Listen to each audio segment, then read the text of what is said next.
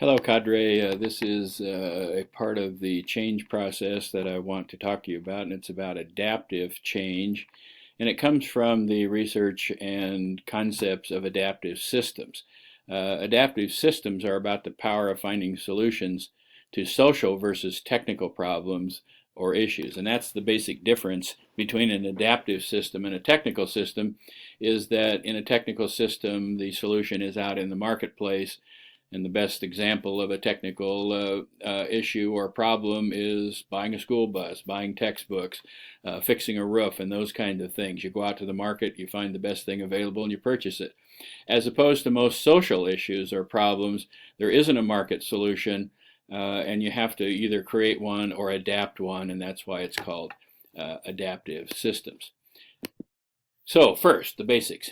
Remember, systems exist. They exist by design or by default. By design, they exist because they were created for a reason. Public schools were created for a reason, and they were designed to be intentional in the educating of the upper group of students that came from the wealthier families, to be able to make sure that they had doctors and lawyers and people who were presidents of industries and things like that. Or systems can be created by default, that over the time, when you begin to hear people say, well, that's the way we do things here, that can become the default kind of system. Regardless of the design, it can become simply the default. That's the way we always have been. Systems are effective, and they do the work they're supposed to do. They're self-regulating. In other words, they self-correct to the environment. Schools, churches, organizations wouldn't exist today if they didn't have some self-correcting mechanism to them. Some would argue that the self-correcting mechanism of religious institutions and social institutions like school is not fast enough because it's not keeping up with the changes in the environment. Systems are effective when they're adaptive to the setting. In other words, they've been adapted to context and culture and capacity. Professional learning communities, or PLCs, are an example of something that, if you want it to be successful as a system and part of the system, you have to adapt it to the context of that setting, the culture of that setting, and the capacity of that setting to do what needs to be done. And then they're iterative. In other words, they continuously cycle around the stages of the system so that vision, mission, core values, and those kind of things are continually being cycled into the system so that it can self-regulate and so that it can adapt. Adaptive systems, or adaptive change, was a construct developed by a guy named Ron Heifetz from Harvard, and he published a book called Leadership Without Easy Answers. And the premise of that book is that those issues or problems that we face that deal with people or with social circumstances, they're the most difficult we have, and resolving them does not lend themselves to easy answers. We must create these answers or the solution, and they have to be adapted to context, culture, and capacity. So, adaptive challenges, difficult to identify, easy to deny.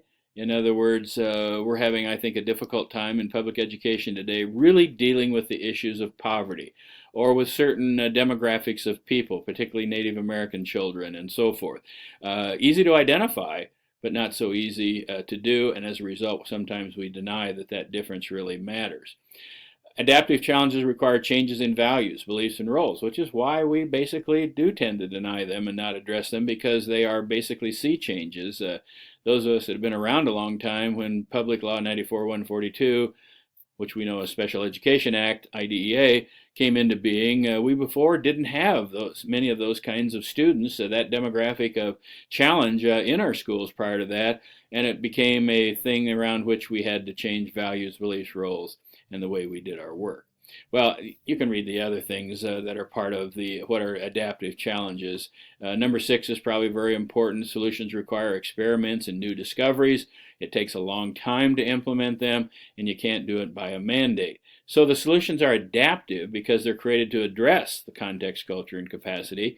Market solutions rarely meet the needs of those kinds of problems. So adaptive problems, issues, or challenges. Professional development activities are part of that. Human resources systems are part of that.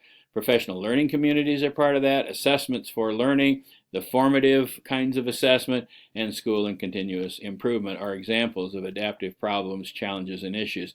You have to create them on the site in which they're intended to work. Technical problems, easy to identify. It's not too hard to identify when a bus needs to be replaced or a roof needs to be replaced, or moving on in the 5 or 7 year cycle of textbook replacement or buying new desks. Pretty easy to identify when those things need to happen. They lend themselves to quick and easy solutions. You don't really need to develop a committee to find out that a roof needs to be fixed or a bus needs to be bought, although sometimes schools get all caught up in these technical problems, creating committees that are really unnecessary. The solution to a technical problem is out there in the marketplace. You go out there and find the best roofer, the best bus, the best textbooks, and whatever, purchase them, and then get on with the work that you're supposed to do. Again, those are examples of technical problems or challenges. Again, it's a marketplace kind of solution.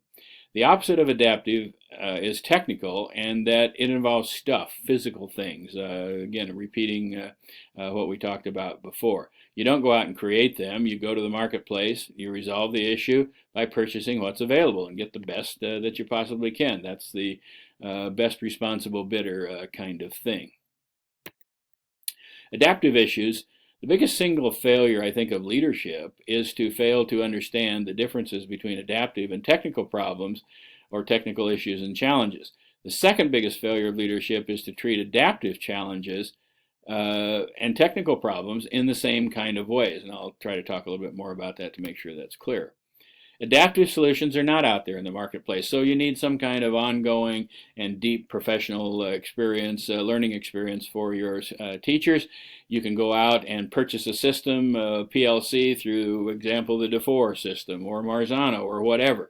But the point of it is you don't just take that as a marketplace solution and embed it into your system by the book, so to speak. You've got to adapt it. You've got to create you've got to adapt it to the culture, to the context, and to the capacity. Otherwise, it'll simply be going through the motions kind of thing. A few years ago, a lot of school districts got into scripted reading programs, and if you purchased any of those scripted reading programs or had any experience with them, the folks selling those programs basically said you got to do it by the book. And there's a specific strategy to implement that, and a lot of districts hired coaches to help teachers in that adaptation process, except the coaches were more like cops in that they were looking for bad practices and basically making it be almost a mindless activity, when in fact those kind of things need to be adapted to the context, to the culture, to the capacity of the people that are using them. So what we do in schools and in education is adaptive work. It's the same thing we do in churches. It's the same way we do in most not-for-profit organizations. It's adaptive work. You have to have the people that are stakeholders, people who will be affected by it, around the table to create those solutions. This stuff is technical work. When I build something, which no one knows but me what it's going to look like when it gets done, it's still technical. Certainly I do some adaptation as I go along, but it's still the solutions that are in the marketplace. That was supposed to be really funny, and I'm guessing it probably wasn't. So, what is wrong with these issues? An issue or a problem. Assessments for learning. The solution, purchasing assessments from Pearson, Park, or Smarter Balance. The point of it is if you make assessments a technical thing, you go out and purchase an assessment system or a test from somebody. When in fact assessments that are for learning have to be those that are created locally. They're adapted to culture, context, and capacity. Take another one, an issue or problem. The Center for Support of Student Learning. So, in other words, you want to create classrooms that are the Center for Support of Student Learning. You contract with an organization called RX Learning. And you go about the process of implementing it. They will ask you to make sure you remain with a certain amount of fidelity to that system, but it's to put it in step 1, step 2, step 3, all the parts. Same way with accountability reporting systems. I think it's too early yet to tell how the NISA system is going to work, whether it's a technical solution to a problem. I guess I'm wondering what the problem is that NISA is supposed to solve. If it's accountability, developing NISA as it is a technical solution, even though a lot of people were involved in the creation of those assessment kind of systems. The issue, whether it's adaptive or not, will be how do we use that information? How does it help schools be better?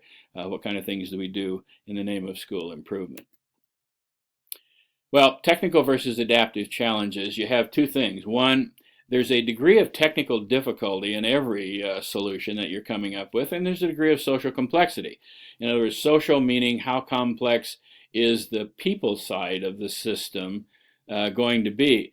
If it involves just the faculty, it is certainly a very deep kind of complexity in terms of implementing it. But what if it also involves the paraprofessionals? What if it also involves the parents? What if it also involves the students? Every group of or demographic that you begin to think about in terms of the social context makes it even more and more difficult. Same way with technical complexity. The more technical it is, mathematically, or in the case of computer operations, some programs are very highly technical and so forth. There is a degree that goes all the way from very low complexity to very high complexity. So you get the kind of things that determines length of time by looking at both dimensions, technical complexity and social complexity. Social complexity takes more time than technical.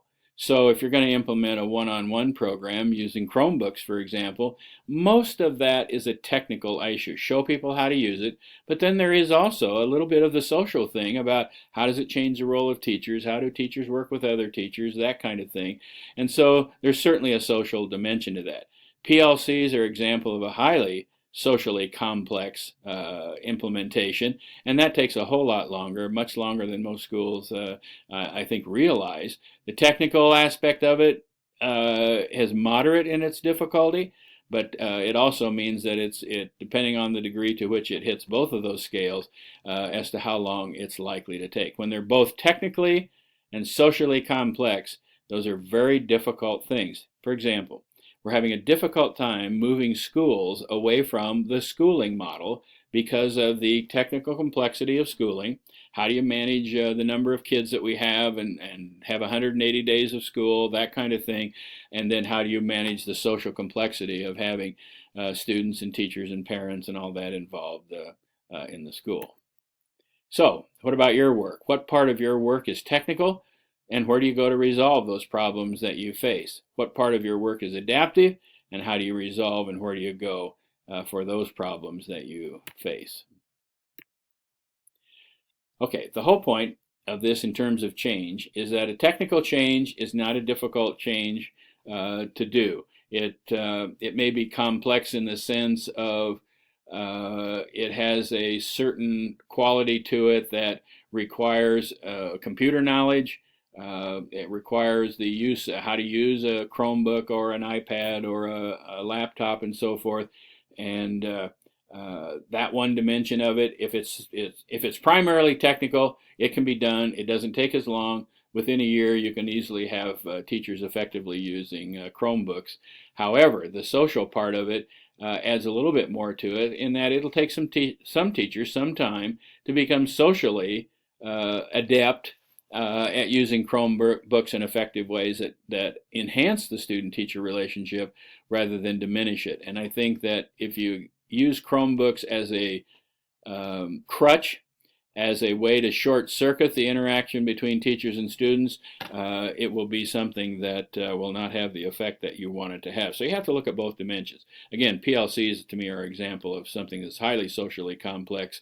The technical difficulty or complexity of PLCs is simply how all those relationships work, how you focus PLC on the primary work of the school, on school improvement, and those kinds of things. So, technical changes, adaptive changes are based upon the degree of the challenge of them, and neither one of them is necessarily easy. They all take time and investment, but if you have problems that are technically complex and socially complex, those are really difficult. In fact, Daniel Kim calls them wicked messes because it's often hard to find ways to get out of them or to get them moving. The inertia of them is huge, as opposed to those things that are primarily technical with little social or primarily social with little technical, which are things that can be done. But the social complexity piece requires the most adaptation, and it's the one that takes the longest. I hope this has been helpful in helping you to understand the technical versus adaptive and what an adaptive change looks like. An adaptive change is a process. It is not a thing. Technical change is